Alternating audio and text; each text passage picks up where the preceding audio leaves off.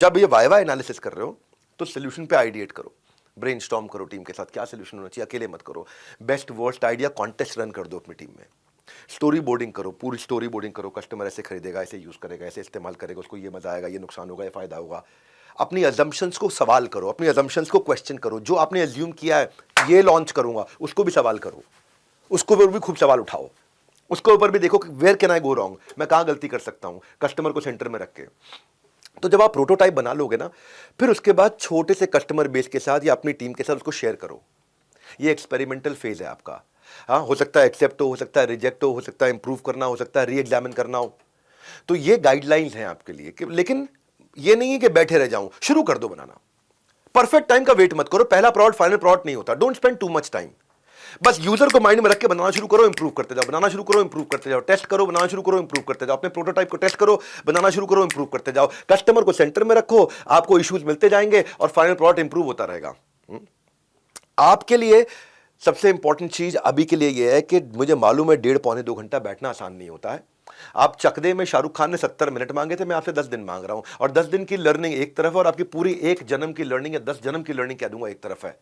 हाँ, तो जब आप बनाते हो, जब आप ये डिजाइन थिंकिंग करते हो, मैं आपको एक इससे कोई स्टोरी सुनाता हूं। आपको एयरबीएनबी की कहानी से शुरू करता हूं। एयरबीएनबी क्या है आपको पता है? हमारे जैसे ओयो है, थोड़ा सा डिफरेंट मॉडल है पर सिमिलर चीज है। बिगेस्ट ऑनलाइन रेंटल है, होम का, होटल का, अपार्टमेंट्स का, home stay across the world सबसे ज्यादा बेचता है। तो जब ये शुरू हुआ ना एयरबीएनबी, इनकी वेबसाइट पर ट्रैफिक आता था, लोग आते थे, पर इन कन्वर्ट नहीं होते थे, कन्वर्जन नहीं होता था, लोग इनके प्रोडक्ट सर्विसेज को यूज नहीं करते थे। तो उन्होंने जब स्टडी किया तो समझ में आया कि कॉमन पैटर्न है कि जो पिक्चर्स अपलोड करी हुई स्मार्टफोन से खींच के घरों के लोगों ने पिक्चर अपलोड की है कि भाई हम किराए पे अपना घर चढ़ा रहे हैं, आ जाओ। अब वो फोटो के अंदर क्वालिटी और नीटनेस आती नहीं थी क्योंकि मोबाइल से खरीदा हुआ था और पूरा घर दिखाया नहीं हुआ था, और लोगों को आइडिया नहीं पता चलता था मैंने रुकना कहां पे, रहना कहां है, बेडरूम कहां है, ड्राइंग रूम कहां है, बैल्कनी कहां है, वॉशरूम कैसा है। क्योंकि थोड़ी बहुत पिक्चर डालते थे मोबाइल से खींच के और लोग, ट्रैफिक आता था वेबसाइट पे लेकिन कमरे किराए पे चढ़ते नहीं थे, बुकिंग होती नहीं थी। तो उन्होंने डिसाइड किया कि हम एक स्केलेबल सोल्यूशन लेकर के आते हैं प्रोफेशनल एचडी कैमरास का, और रीजन वाइज, शहर वाइज इन्होंने एक टीम खड़ी कर दी कि जिसको भी चढ़ाना हो उसके लिए एक बार शुरू में पहले सपोर्ट के लिए फोटोग्राफ खींचेंगे वहां पे, और कस्टमर की अच्छी प्रोफेशनल फोटोग्राफ्स को लिस्ट करेंगे और beautiful high resolution picture list करेंगे। बस एक ही हफ्ते के अंदर इनके रेवेन्यू हर हफ्ते डबल होना शुरू हो गया। क्यों? क्योंकि अंदर घुसे थे, है ना, अंदर घुसे। नहीं तो क्या करते गलती, और ऐड लगाते और ट्रैफिक आता, फिर कन्वर्ट नहीं होता, और ऐड लगाते और ट्रैफिक आता, कन्वर्ट नहीं होता, बहुत नुकसान में चले जाते हैं।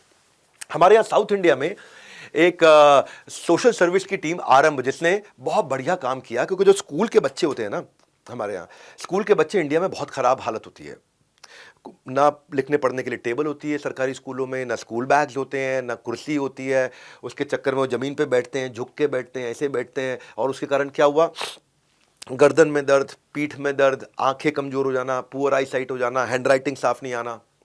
तो उन्होंने कहा पैसे नहीं है हमारे पास में, लेकिन हमें क्या प्रोडक्ट लेकर के आए जो इकोनॉमिकली वायबल हो और बड़े स्केल पे प्रोड्यूस कर सके।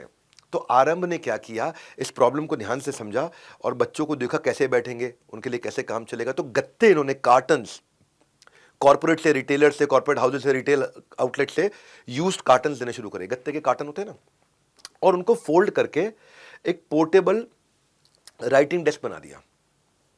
तो फिर इन्होंने सोचा इससे अभी स्कूल बैग की प्रॉब्लम सॉल्व नहीं हो रही, तो डेस्क तो बन रहा है। तो इन्होंने क्या किया, उसी को ऐसा चेंज किया कि उसी से ही इन्होंने उसको फोल्ड करो तो स्कूल का बैग बन जाए, किताबें डाल दो, और जैसे स्कूल में बैठे तो उसी को फोल्ड करें दोबारा तो वो टेबल बन जाएगी, उसमें बैठ करके लिख सके। तो बच्चों की हैंडराइटिंग भी अच्छी हुई, कमर भी सीधी रहने लगी और उनकी आई साइड भी ठीक रहने लगी।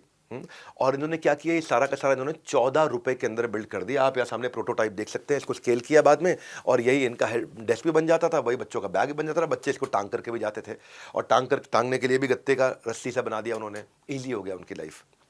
डिज़ाइन थिंकिंग के थ्रू जाते हैं, जब कंज्यूमर एम्पैथी के थ्रू जाते हैं,